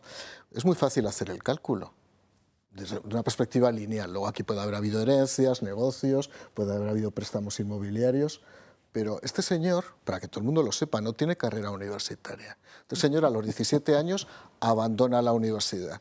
La política española, tanto en el Partido Socialista como también en el Partido Popular, no sé si en Vox, algún caso conozco también, está plagada de gentes que en sus biografías pone abandonó la universidad por la política. Cursó estudios. No, cursó estudios o abandonó como si fuera un sacrificio. No te has dedicado toda tu vida a la política. Y no quiero entrar en algunos casos que son muy sensibles, tanto de unos como de otros. Tanto de unos como de otros. Entonces, un señor con 18 años se pone a militar, ya es concejal en el ayuntamiento, va a entrar en la turbina directamente de los cargos, suponiendo una retribución media muy generosa, de 70.000, 80.000 euros brutos al año, donde cobraría 4.000 euros netos al año durante estos 40 años de vida, pues a lo mejor me sale 1,5 millones de euros sin gastos de alquiler, sin haber gastado nada. O sea, que el hombre, y además se le ve muy cebado, o sea, es verdad que le invita al piloto, le invita a la camarilla socialista y le invita a todo el mundo, ¿no?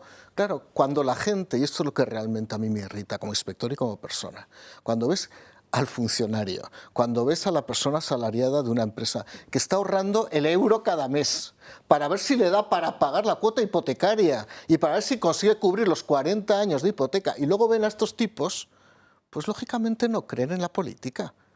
Y además es irritante, y lo que yo pido a la agencia tributaria, y no solamente a la agencia tributaria, son las haciendas autonómicas, que investiguen estos patrimonios. Porque resulta que se investiga a veces cosas absolutamente menores, y cuando es tan rutilante que aquí se produce una superabundancia inmobiliaria, fruto no sabemos de qué fuentes de ingresos, pues que se investigue. Pero aquí no se investiga nada, lo que provoca también una desafección respecto a los procedimientos administrativos y en particular respecto a la agencia tributaria. Raúl.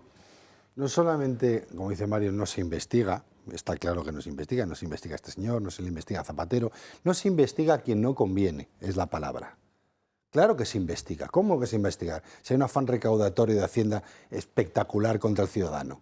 Si hasta hay cuotas e incentivos para que los inspectores levanten actas de inspección y recauden. Hombre, por favor, claro que se inspecta. Lo que no ocurre es que a unos sí y a otros no. Y eso es lo que encabrona y lo que cabrea a la ciudadanía. ¿Por qué al trabajador, al empresario, a las personas que tienen una vida normal tienen que estar bajo ese yugo y el resto que no tienen oficio ni beneficio, como son estos casos, inventemos otros? Además, a mí me da mucha rabia porque muchos de encima son del corte, como yo digo, comunista, puritano, socialista. Métele esa mezcla rara. Porque encima van dogmatizando a la sociedad de cómo tenemos que ser los demás, que si nos dejamos la vida trabajando. Ahí tenemos al gran Wyoming en el altar diciendo cómo tiene que ser todo, uno de los grandes terratenientes españoles, que me parece muy bien que haga con su dinero ganado honradamente lo que le dé la gana.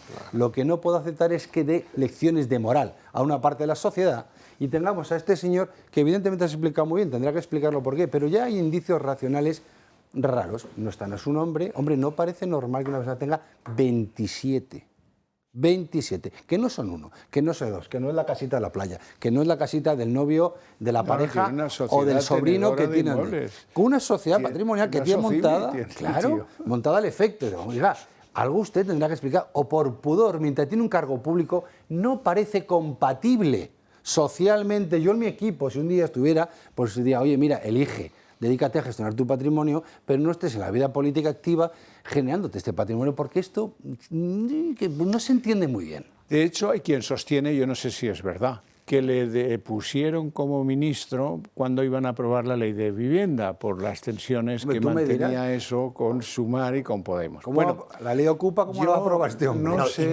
Y no tiene la excusa de Bono. Tú no te acuerdas, porque ha pasado tiempo, hombre, cuando desde aquí se le apretó tanto a Bono, Bono fue llamando periodistas, te convocaba al despacho allí, te regalaba un llavero de plata. Un reloj. Te regalaba, pues a mí me regaló un llavero de plata que he tenido mucho tiempo. Bueno, cuando decías, pero bueno, ¿cómo es posible? Porque se lo preguntábamos, yo por lo menos se lo dije, ¿cómo es posible si desde que estaba usted trabajando en el PSP de abogado hasta ahora solo ha hecho que la función pública? Juntar un enorme capital, una hípica, no sé si era una hípica, no sé qué, no sé cuánto. Este no tiene la excusa que me dio Bono. Mi mujer es muy lista. Quédate con el dato. Como estamos ya en la hora de medianoche, que empieza ya lo grotesco, ahora entiendo lo de las zonas tensionadas. Sí, tensionadas. Por IZ y por el piloto, sí, que deberían tener zonas tensionadas. Bueno, vamos, yo necesito un desengrasante, pero con desespero. Y el primero que os quiero mostrar hoy tiene que ver con Almeida y esa visión del nuevo Madrid que decías tú antes. Vamos a verlo. A esa inmensa mayoría de la sociedad madrileña que aspira a vivir en un marco común de convivencia, con las diferencias que podamos tener, pero con la prevalencia siempre de la verdad necesariamente. Y no podía pasar otra cosa, que una paloma tuviera la feliz ocurrencia en este momento de aterrizar sobre el corte de pelo que me hice ayer, además, debe ser que tiene una esta. ¿Veis? Cuando yo digo que el periodismo es una profesión de riesgo, es que hasta los que no somos periodistas corremos el riesgo estando con vosotros de que nos suceda cualquier cosa. Anécdotas al margen dicen que esto trae buena suerte. No sé. Es la venganza por las tasas de basuras, me temo.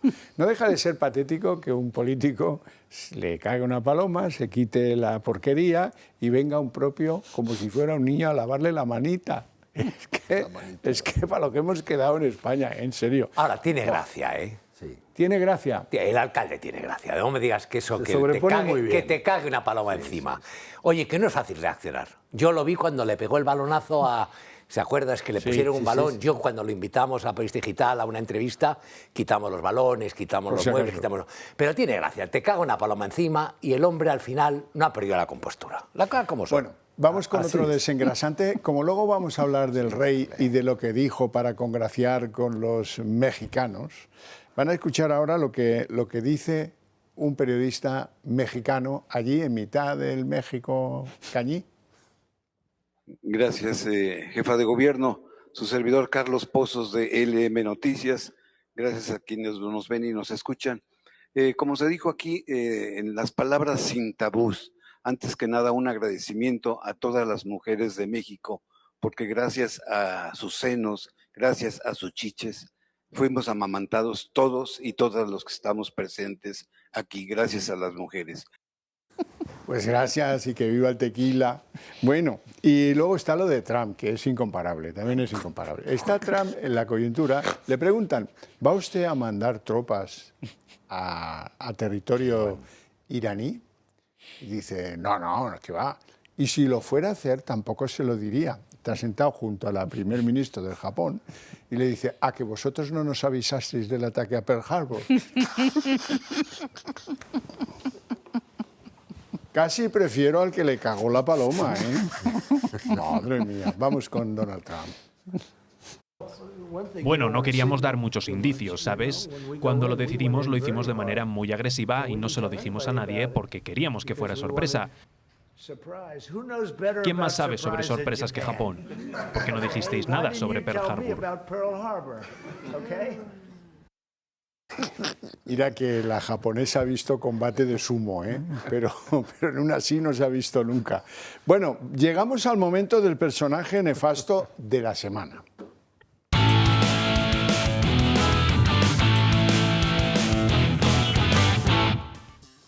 Don Mario Garcés, ¿a quién nominas? Yo soy previsible y... Fijo la quiniela, fijo, ¿eh? Yo como Ra directamente al faraón, es decir, a Pedro Sánchez. Lo mío, la quiniela es fija, ¿no? No te temblará el pulso. No me va a temblar nunca.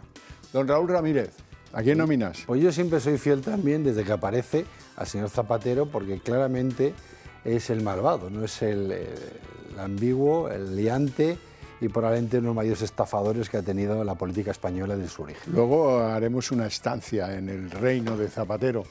Alfonso Rojo, ¿tú a quién? Yo también a Zapatero. A Zapatero, ¿eh? Y además creo que a medida que afloran datos sobre su peripecia en los últimos años, en mi interior se acrecienta la convicción de que este o acaba en la cárcel o en España no hay justicia, de verdad. Seguro. Don José María Sánchez, ¿a quién nominas? Bueno, yo nomino a Pedro Sánchez, aunque en semanas anteriores he elegido a otros. Pero en este caso me parece que oscurece, ensombrece las vilezas de otros de los que habéis mencionado. Porque esta semana él persevera en este uso de esta guerra en clave interna, es decir, para congraciarse, no diría congraciarse, diría conservar y atraer. Conservar el voto propio y atraer voto ajeno que viene a la izquierda, como ya ha puesto de manifiesto que es capaz de hacer en las últimas elecciones celebradas, que son las de Castilla y León. Es decir, un uso de un hecho que siempre es dramático, por no decir trágico, que sería lo más propio, como una guerra en un sentido político muy de partido y por lo tanto extraordinariamente feo y probablemente inmoral. Y luego porque en ese papel él quiere como recuperar una posición en el panorama internacional que ha perdido, porque como habéis dicho en algún momento anterior del programa, pues ya parece ser que en Europa von der Pfizer o von der Laca, von der Pfizer o como se llame, pues ya le ha tomado la medida a este sujeto y otros tantos que estaban en la inopia. Bueno, y entonces ahora comparece allí como que él, y se ha leído esto en la prensa española, que él comparece como el líder de las naciones europeas que se oponen a Trump. Bueno, pues ya habéis visto con qué grado de éxito, o sea, ninguno. En el Consejo Europeo celebrado esta semana se han adoptado unas conclusiones, como es habitual en la celebración de este órgano, y en esas conclusiones de lo que se habla es del derecho internacional. En general no se menciona ni a Trump, ni a Israel, y menos en términos de censura. No quieren hablar ni de condena. Y luego ha habido al tiempo esa declaración que ya mencionaba antes de las 4 grandes naciones europeas, de los Países Bajos y de Japón, para comprometerse a asegurar el tráfico, el tránsito marítimo y por lo tanto el comercio en el estrecho de Hormuz. Bueno, pues vamos con otro de los temas candentes de la semana. En un acto celebrado en España para mayor honra y gloria de México o del gobierno mexicano, para congraciar con el gobierno mexicano, el rey Felipe considera lo que considera de la conquista que hicimos los españoles de México. Lo escuchamos y luego lo comentamos. Hay cosas que luego, cuando las estudiamos, las conocemos, y bueno, pues en nuestro criterio de hoy en día, con nuestros valores, pues obviamente no pueden hacernos sentirnos orgullosos, pero hay que conocerlos y en su justo contexto, no con excesivo presentismo moral, sino con un análisis objetivo y riguroso. Los propios reyes católicos, la reina Isabel, con sus directrices, las leyes indias, todo el proceso legislativo, hay un afán de protección que luego pues, la realidad hace que no se cumpla como se pretende y hay mucho abuso. Mucho abuso. Bueno, el canciller español, este hombre bajito que se llama Álvarez, el de los entorchados, sí, el brigadier. Pues el brigadier corrió como alma en pena a llamar a Sheinbaum para pedirle perdón en nombre del gobierno de España. ¿Y qué dice el líder del principal partido de la oposición, Feijóo? Vamos a escucharle. Se puede comparar con ventaja cualquier actuación española durante la conquista como cualquier otra actuación de cualquier otro imperio de la época. Segundo, hacer ahora un examen en el siglo XXI de las cosas que ocurrieron en el siglo XV es un disparate. Tercero, yo estoy orgulloso del legado español, del legado hispano en Hispanoamérica. Bueno, José María Sánchez. Bueno, vamos a ver, tal y como se ha referido en la prensa, tal y como han sido referidas en la prensa, en los medios de comunicación general, las palabras de don Felipe, yo no las puedo suscribir y creo que... Pero es que no es la prensa si las acabas de oír. Un momento, por favor. Estoy diciendo tal y como se han referido en la prensa, yo no las puedo compartir. Precisamente escuchando lo que dice don Felipe, tengo que llegar a la conclusión de que no es como se ha referido en la prensa, porque él manifiestamente deja claro que no se pueden juzgar ni emitir una opinión. No, yo digo lo que acabo de escuchar, tú lo interpretas de otro modo. No se puede emitir una opinión con arreglo a criterios actuales y luego dice que con arreglo a criterios actuales sí que hubo mucho abuso. Bueno, pues vamos a ver, como hay en todos los regímenes políticos y en todas las obras de colonización. Lo que sucede es que en la colonización española es probablemente en la que menos abuso hubo.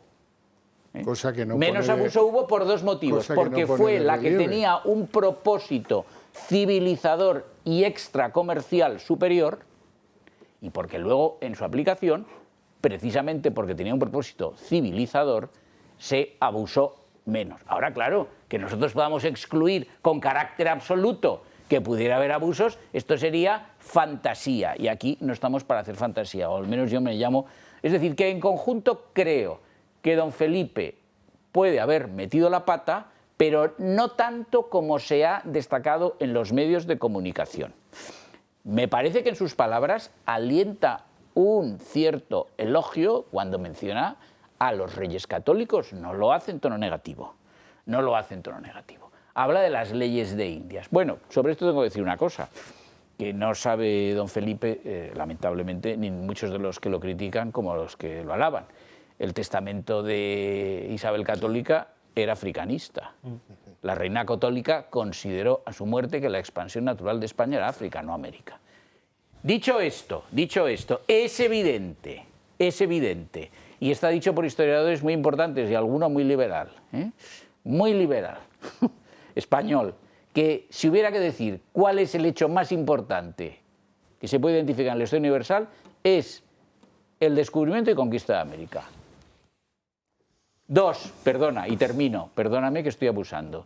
A todos estos, a los críticos de la obra civilizadora de España en América, a los que ahora arrecian o dan incienso a don Felipe por sus manifestaciones, me permito sugerirles que lean una de las últimas obras de John Eliot, Imperios del Mundo Atlántico.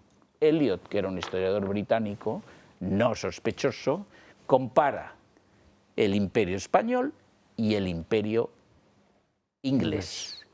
Y llega a la conclusión que desde un punto de vista moral y de civilización, el imperio español fue superior al inglés. Alfonso Rojo. Si quisiera ser breve, me limitaría exclusivamente a una pieza de Juan Gabriel, nacido en Chihuahua, cantante fallecido hace 2 años, que dice, pero qué necesidad. O sea, solo, es de las canciones más famosas que tenía este Juan Gabriel. Yo no conozco muchas más. Pero qué necesidad. Qué necesidad. Esto era de Juárez, Chihuahua, y este decía, pero qué necesidad. Después, sí es muy grave, porque llueve sobre mojado. El rey quería que se grabase y se difundiesen sus palabras. Lo quería hacer en sintonía con lo que le gusta y quiere la Moncloa, lo cual demuestra que hay una cerrazón, si no ideológica, una miopía mediática espectacular en su entorno, porque no se enteran de nada. Es el mismo rey que hace un par de meses o 3, no lo recuerdo, no felicita por su Premio Nobel de la Paz a María Corina, con la que se encuentra el otro día en México y se le tuvo que poner la cara verde cuando ella, muy educada, le acerca la mano, le dice, Majestad, hay que luchar o le pido que luche por la libertad de Venezuela. Él debió pensar, tierra trágame o dónde están los cócteles, y estaban. Porque es el mismo rey, el mismo monarca, que hablando de los torturados en el Helicoide, una prisión siniestra de Caracas, se refiere a ellos como si fueran conductores retenidos en la Cuesta de las Perdices por un pequeño accidente, es decir, retenidos a los torturados. Es el mismo rey que copia literalmente las frases de los discursos que se hacen en Moncloa. Es el mismo rey que ha hecho público, y ha dejado que se hace público, que no deja que su padre duerma cuando pase en Madrid en el palacio. Mi padre, aunque hubiera atropellado a una vieja, viniera donde viniera, dormía en mi casa o donde le saliera de las pelotas. Pero te lo digo yo, y no soy el rey de España, no soy el rey de España. Y el rey quería que se hiciese eso y había redactado el discurso, es un discurso redactado. Es cierto, y tienes tu razón, que podemos entrar en lo esencial. El quinto presidente de Estados Unidos, que es Jefferson, tiene hijos con una esclava negra y no los emancipa en toda su vida. Tiene 6 hijos, 4 sobreviven, 2 escapan de casa, y hay 2 que solo son libres cuando él se muere. El hijo de Hernán Cortés, con Malinche, pues no lo hacen noble de España, no lo hacen, parece que era marqués de Oaxaca, no lo hacen, pero sirve en la coste, es caballero de la Orden de Calatrava, estudia en España, es un tipo normal. O sea, eso ya estamos, pero yo no voy a entrar en el fondo. A mí lo del rey me parece que ha partido, y termino ya, perdón por lo que me he extendido. Juan Gabriel. Lo de Juan Gabriel. ¿Qué necesidad? Y después parten de un supuesto equivocado, parten del supuesto de que la derecha española la tienen perfectamente ahormada y a su servicio y que tienen que agradar a la izquierda progre, a los Bardem, a Évole y a la madre que parió a todos estos. Pues no, Majestad, no es eso. Bueno, siento el discurso. Yo te agradezco el discurso porque así lo mío va a ser un poquito más solemne de inicio y un poquito más grosero de finalización, ¿no? En primer lugar, yo profeso un cariño especial a Felipe VI, a la reina Leticia y a la reina Sofía, porque yo les he acompañado varias veces en sus viajes oficiales, ¿no? Conozco bien a la familia y conmigo se han comportado siempre excepcionalmente. Dicho eso, creo que es un error manifiesto e innecesario. Y es un error no forzado. Las diferencias que hay en el tenis entre el error forzado y el no forzado. Es verdad que, y además creo que es un error de contexto y de texto. Es decir, es verdad que he dicho, ya entiendo la literalidad de lo que ha dicho y puedo matizarlo, y es verdad que lo inscribe en un momento determinado de la historia, y es verdad que defiende a la reina Leticia y hasta defiende a los Austria. Bueno, pues me parece muy bien que los defienda, estamos ante una nueva casta dinástica, pero el problema es, realmente tenemos que reconocer todos los muchos abusos, ojo a la expresión, muchos abusos. Yo creo que la expresión se equivoca tanto en las dos palabras.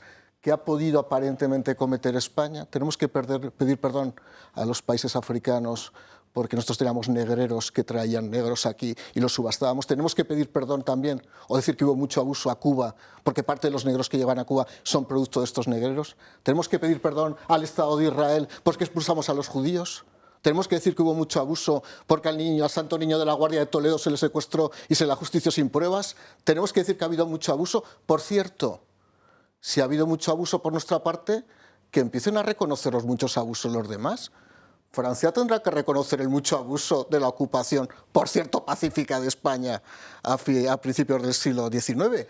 O bien, Abderramán III. O bien efectivamente tendrán que pedir perdón Marruecos y toda la familia Omeya y todos los descendientes de la familia Omeya porque nos ocuparon con Al-Ándalus la península ibérica. O nos tendrá que pedir Trump perdón cuando los franciscanos y agustinos eran ajusticiados y se les arrancaba la cabellera por los apaches y comanches durante el siglo XVIII. Pero ¿de qué estamos hablando? Precisamente el presentismo actual, y eso lo dice él, por eso es que es absurdo que lo hable de mucho abuso, es que es una contradicción en los términos. No nos puede hacer una relectura de las circunstancias que pasaron históricamente, y menos siendo el jefe del Estado. Por consiguiente, yo le pido a Villarino, o a él, o a quien sea, que por favor se tienten la ropa la próxima vez que digan que ha habido mucho abuso. Porque entonces tendremos que pedir explicaciones de los muchos abusos que nos han hecho también a nosotros. Raúl. Mira, soy monárquico, lo he dicho varias veces en este programa. Nadie es perfecto. Nadie es perfecto. Pero el rey no opina, el rey representa. ¿Vale? Yo creo que yo lo entiendo así, tal y como nuestra Constitución lo determina, ¿no? Entonces, en un contexto de tensión internacional generado por la izquierda, porque esto viene de un interés político, socialmente este clamor no existe. Punto, no existe. Los que viajamos mucho entre países, cuando hablas ahí, pues no entramos en ese debate. Esto es el señor Obrador, un populista con poca, por no decir ninguna validez política, bajo mi criterio, pues son las típicas proclamas para enervar, ya está. Y a partir de ahí viene su heredera, que tiene que entrar en mente. Entonces, preservar una relación política en un momento de tensión, que tensiona, basándonos en una inexistencia social y es una proclama, no tiene ninguna oportunidad en ningún sentido. Y estoy de acuerdo con Alfonso, y me siento decir esto, Su Majestad lleva un par de intervenciones poco acertadas. Y si piensa Su Majestad o Estado español que la corona se va a mantener por agradar a los izquierdas de turno, la lleva clara. Precisamente lo que debería hacer es ser coherente con la historia de España, defender los valores de la Casa Real y entender que él representa a todos los españoles, no a los que quiera agradar. José María, brevemente. Brevemente, y prometo que no hablaré más ya en este programa. No, es que el programa se acaba. Vamos a ver, ¿qué necesidad? Estoy totalmente de acuerdo con vosotros dos. No había ninguna necesidad de hacer esa afirmación. Ninguna. Ninguna. Y menos si lo vemos retrospectivamente, si examinamos a qué ha dado lugar. Pero yo, sobre sus palabras, reitero lo dicho. ¿Acaso algunos lo han interpretado de otro modo? Segundo, sobre los abusos en general. Vamos a ver, es que claro, vuelvo a repetir, es que abusos cuando no ha habido. ¿Y la independencia de las 13 colonias? En la costa este, ¿a qué se debe? Pues a lo que los colonos consideran un abuso tributario insoportable de la corona inglesa. Pongo el ejemplo más claro, la descolonización de Inglaterra en la costa este y que da lugar al nacimiento de los Estados Unidos de América. Tercero, la casa, por antonomasia, con C mayúscula, la casa. Pues sí, Alfonso, vamos a ver. La casa, por sus jefes, no me refiero al monarca, sus jefes, lo que se llama antiguamente la casa civil, pues a mi juicio actúa desde el anterior jefe, señor Espelosín, y ahora Alfonsín, pues mal. Alfonsín. Espelosín, sí, perdón, Alfonsín. Alfonsín, y ahora su sucesor, pues mal. Esencialmente porque tengo la impresión, no es la impresión de Vox, es mía, expreso una opinión mía, de que el señor Alfonsín consideraba que la forma de combatir a los enemigos de la monarquía, que son en este momento esencialmente el gobierno, consiste en hacer lo que el gobierno quiere. Bueno, estamos llegando al final del programa. Tengo que haceros una mención, un recordatorio sobre lo adecuado que es apoyar a esta cadena si queréis que las ideas que compartimos prosperen y lleguen al conjunto de la sociedad. Lo podéis hacer haciendo miembros del Club de Amigos, ahí está el teléfono, una llamada basta. Podéis pensar en hacer alguna donación a la fundación de esta casa, que desgravan y mucho en la declaración de la renta y que es una operación ganador-ganador. Entre las actividades del Club de Amigos me han encargado que os cuente que pues empiezan una serie, Locos por el Quijote. Dicen que quien entra en el Quijote ya no vuelve a leer igual. En Locos por el Quijote descubriremos los capítulos más brillantes de la obra de Cervantes, su contexto, su ironía y el juego entre realidad y ficción que dio origen a la novela moderna. Todos los miércoles, desde el 15 de abril al 20 de mayo, a las 19:30, en modalidad presencial o bien por online. Pero hay que inscribirse en las dos modalidades. Así es que, si os interesa el asunto, atrévete y cabalga con la novela, con la primera de las novelas modernas, que es Nuestro Quijote. ¿Habrá que salir a defender el Quijote al paso que vamos? Camino seguro. ¿O toleraremos que pinten a Cervantes como alguna película moderna de homosexual? Bueno, pues sí. Pero, como Goya también era bisexual. Sí, bueno, podemos llamar a la zarzuela, ¿sabía? A ver qué opina. A ver qué opina Leticia o a ver qué opina el monarca. ¿Qué prefiere que preguntemos antes?